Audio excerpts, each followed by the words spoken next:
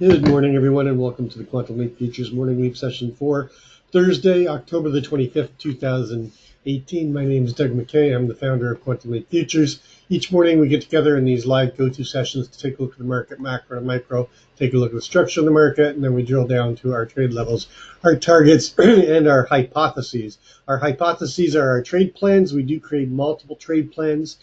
We do not know what the market's going to do. We create a plan based on who takes control, and then we wait for the market to open up, show us who is taking control, and then execute the plan that best suits the market, and then adjust the plan as the context change. Hold on one second.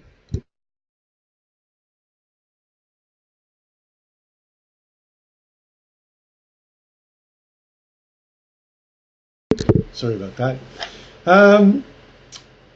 If you're interested in checking it out, this is a subscription room. If you want to get a free trial, send me an email at quantumleapfutures@gmail.com. There's no website, there's no blog. This is not a commercial venture. We do everything live here in the go-to, then we do live trading and analysis during the course of the trading day. Please read through the disclaimer. Past performance is not indicative of future results. Any trades that you see in Quantum Leap are for education purposes only. Please trade your own due diligence, your own trade plan, and your own risk metrics. All right, let's take a look at yesterday. Yesterday, our main hypothesis was equally weighted with a downward skew of hypo 1 and hypo 2, open auction in range, a move up to take out the naked close, and somewhere between there and the range high. We were looking for sellers to step in and rotate us down into the overnight low and down into the 270650 area. That played out pretty quickly, and then we failed to get back above and hold above the mid and the VWAP, and we transitioned into hypo 4, which was the liquidation break, and it moved down into the lower regions, the 2670 and 2650 area. We got down to as low as 52.75 and closed near the low. This was a very classic trend day, multiple distributions, and if you caught it early, it was a great trade. Now, the problem with these types of days, when the volatility is as high as it is, holding a short through 10 points and 21 points and 19 points and 12 points is very difficult unless you got in very early and didn't take any heat. So the real trade was here with the break below the over underline, and then the failure to get above.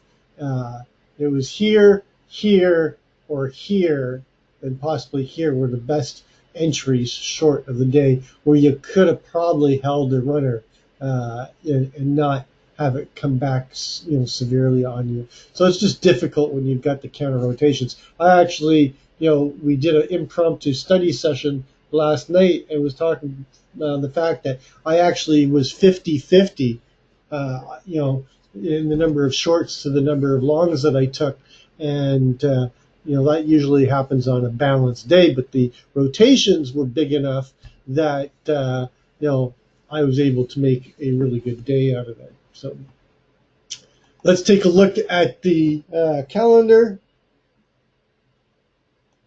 We just had core durable goods at 8:30. They came out at 0.1 versus 0.5. Counting jobless claims came out slightly better, but the jobless claims 4-week average came out as anticipated, and good trade balance was worse than expected, and initial jobless claims was slightly higher than expected. So the market initially spiked up on the news, and then they fell through the open of the bracket and currently moved down to the 76 area, on that move down from the 85 area when we put the news out. In terms of continued news today, right now we've got Draghi speaking. That's also pushing this market down with some of the comments that he's making. But 53 minutes, we've got Bloomberg consumer confidence, but the big one will be pending home sales at 10 o'clock. Then we've got natural gas at 10:30, and then we've got KC Fed at 11, and we've got Clarida speaking from the Fed at 12:15, and then at 1 o'clock we've got the 7-year note auction, and that's about it. But today is, of course, we're still in earnings session. We were talking about this last night, is that we've got a ton of earnings today, before and after the market. So today is the 25th. I'm going to do a refresh here. All right, so I don't, I'm sure I'm on the right day. No, 25th. All right, so far we've got, I don't know why Shopify hasn't put out yet, but we've got a good beat on Twitter. And you can see that other than Shuro and Williams, we had a pretty major, lineup this morning that are pretty decent. Now, the big one is going to happen after market, and that is Amazon, Google, Intel, Google, Chipotle, AK Steel, Snap. These are going to be market movers. So just keep in mind that as we come into the end of the day, that you've got news coming out before the close of the futures at 4 o'clock for Intel and Amazon. And then after that, you've got, and Alphabet.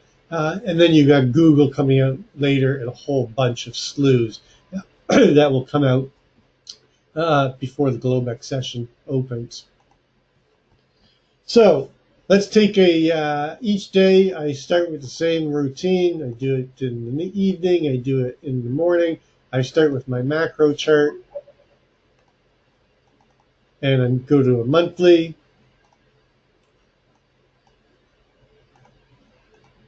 And what I'm looking at is, I use a 9 EMA, 20 SMA. I'm looking at where we are in terms of trend. Do we have good slope and separation? Is the trend strong? Is price paralleling 9 nicely? Or are we challenging the trend by coming down to test the 9 or break the 9? Or are we getting a possible trend change with the break of the 9 and 20? And you can see that we came down and we broke through the 9, and we're coming back towards the 20, and we could get a possible trend change on the monthly. On the weekly, we talked about this last night, that we had a trend change, but we had a FUBAR Mr. Sneaky, but it was a failed FUBAR Mr. Sneaky, and we're getting continuation. So this is showing that we've got trend type capabilities on the weekly. On the daily, you can see that we are getting slope and separation. Price is unable to get above the 9, so the trend is accelerating on the daily. On the 4-hour,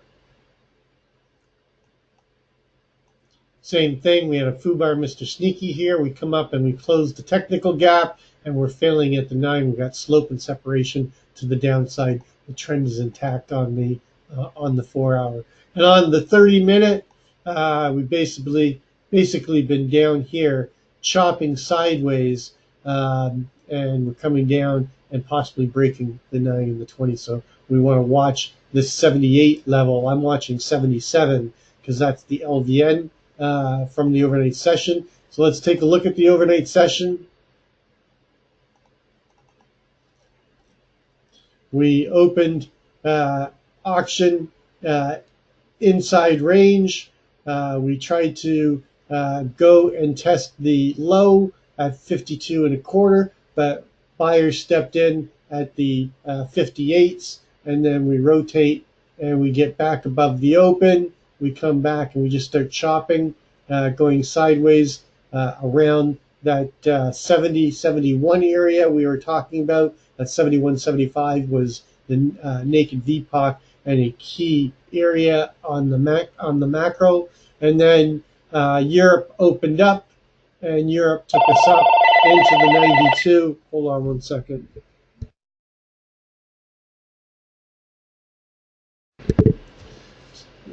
Europe took us up into the 92.50 and failed to get above this CLVN at 93, and then we've been stair-stepping down and coming back down towards this balance. We do have a double distribution. It's kind of a messy double distribution, but we do have the LVN here in the 77 area, 77, 76 area. Let me just bring it up. We've put some more volume in here now. So the LVN is right here at 76.25. So I got to make that adjustment here and put this down to 76.25. I'm going to expand this out just a bit because the 77, 78 area is also something I want to pay attention to. So inventory is fairly balanced in the Globex session. So keep that in mind, but it is a wide balance. We just did get a VPOC shift from the lower distribution to the upper distribution, and sold off just as that shift happened. So that's showing sellers stepped in on the news and took us down, and we're testing the VWAP in the mid and the LVN of the double distribution.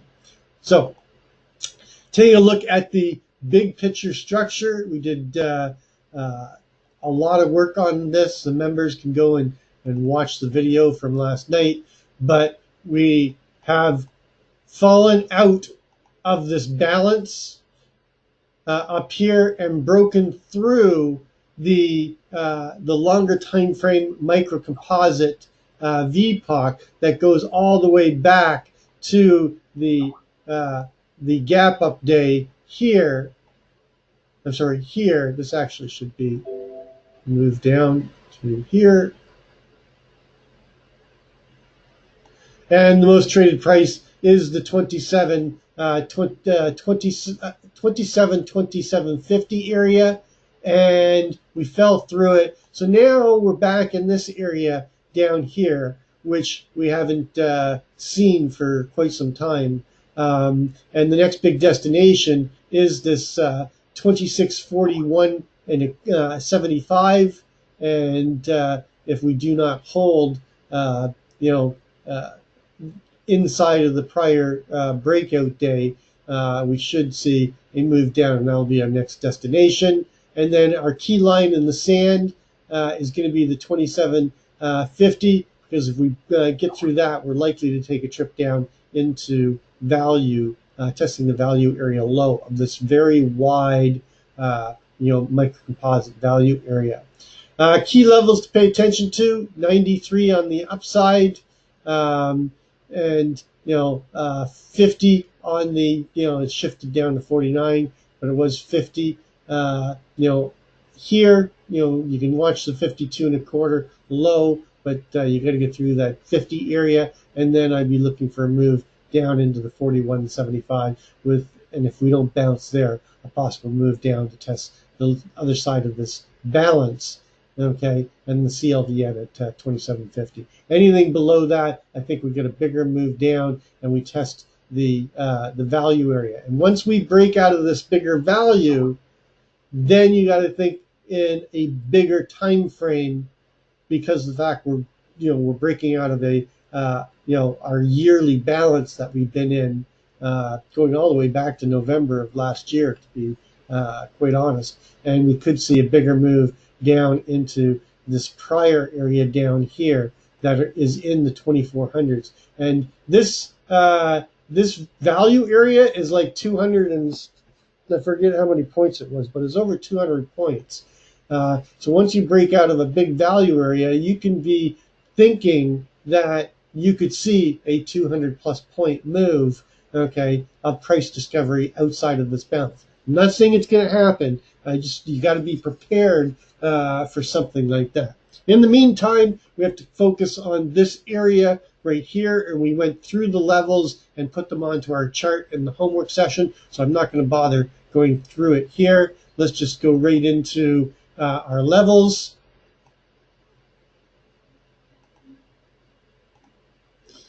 And I've got the overnight high in, I've got the overnight low in. Our weekly critical mass, we've got 2 sessions left in trading. Our daily average true range is running at 47.16. So 2 times 47.16 is 94.32. 94.32 off of our week open. Our week open is 27.58. That puts our critical mass here down at 2663.50. What does that mean? It means that if we get below critical mass, okay, coming into the afternoon, and we we can't get back above it, it's becoming less probable that we can make the 94-point run back up today and tomorrow to get to the week open.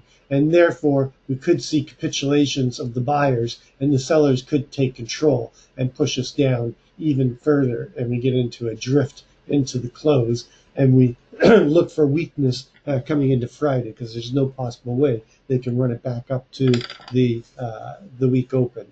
And we're going to end up with another negative week. The overnight low, 58.25, or 58.25, 58.75, sorry.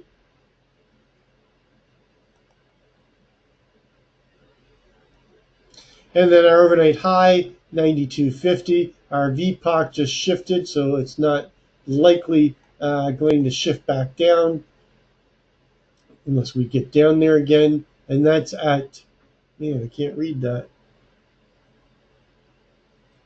That is at 85 and, no, 85 even.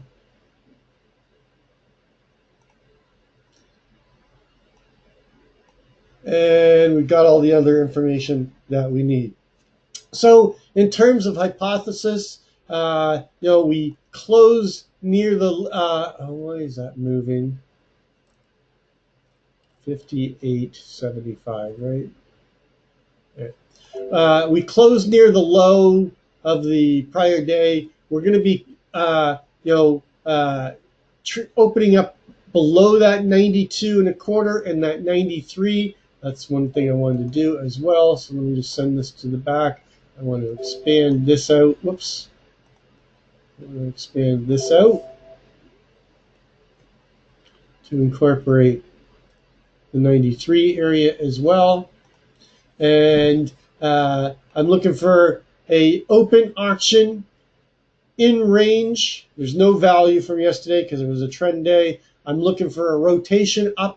Okay, now the rotations are pretty big, so it wouldn't surprise me if we get above 93 and push up into the 2700 area, even to the 2711. And I've got to widen, because we got an average true range of 47, basically 47.25 points. I got to be thinking in bigger rotations. So, when I say that I'm expecting, sellers to step in, it could happen anywhere between 27.11 and 26.92, and I'll be paying attention to the trade areas, to see if we're getting failure there and sellers take control. But I'm looking for a move up towards the 2700, and we either fail at the 2700 or push through a little bit to the 2711 area, the naked VPOC. But I'm looking for sellers to step in and looking for us to rotate down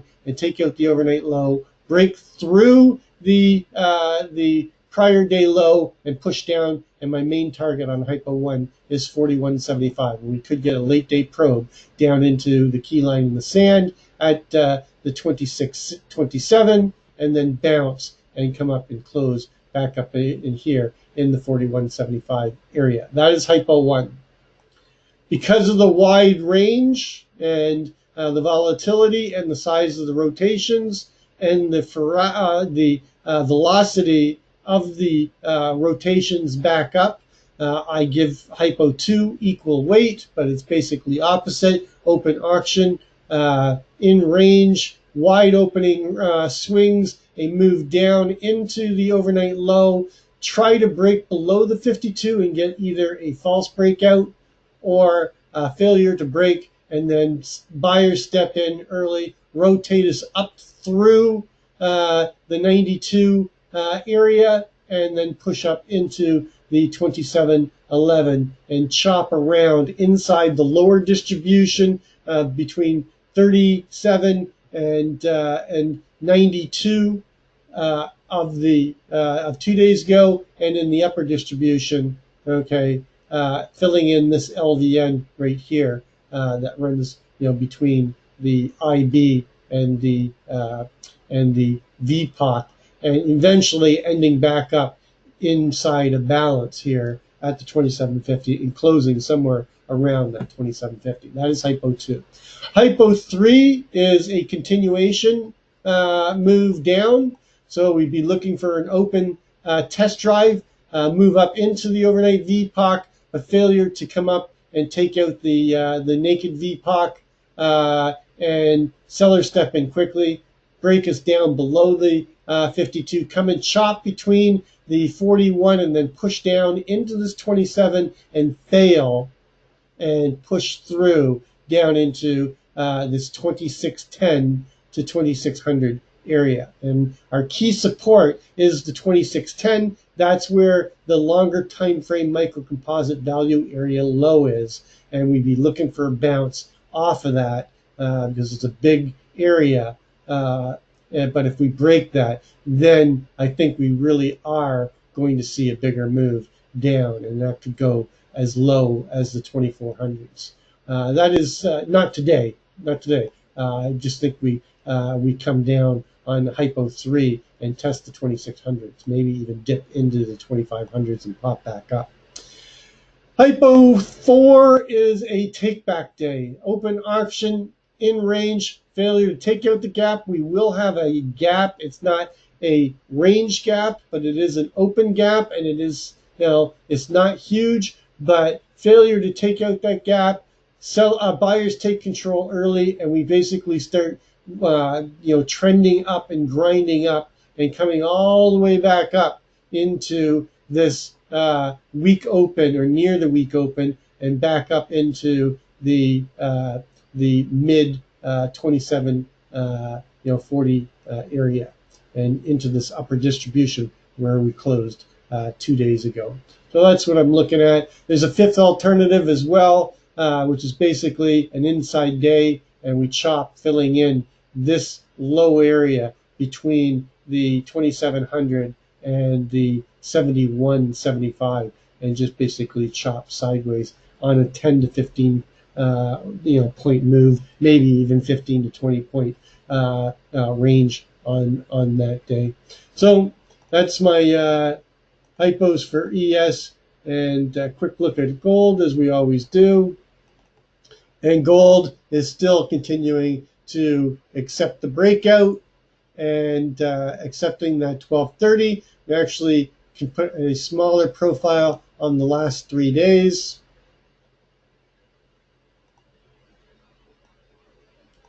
And you can see that we are accepting price higher. The 3-day VPOC is at 1234, just below the value area high. And so far today, we're above the value area high. Of